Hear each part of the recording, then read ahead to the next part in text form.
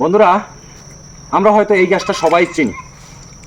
আপনি কি ইন্স্যুরেন্স নিতে নিতে ক্লান্ত?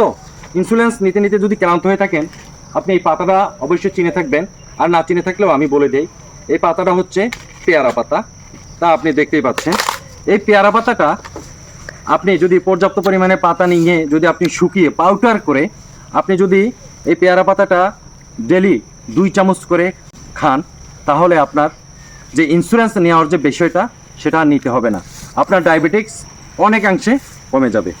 এবং এই পেয়ারা পাতাটা আপনি যদি পেস্ট করে মানে বেটে পেস্ট করে যদি মুখে লাগান, তাহলে আপনার ব্রণের যে সমস্যাটা সেই সমস্যাটা দূর হয়ে যাবে। আরও একটি বিশেষ গুণ রয়েছে এই পেয়ারা পাতাটার।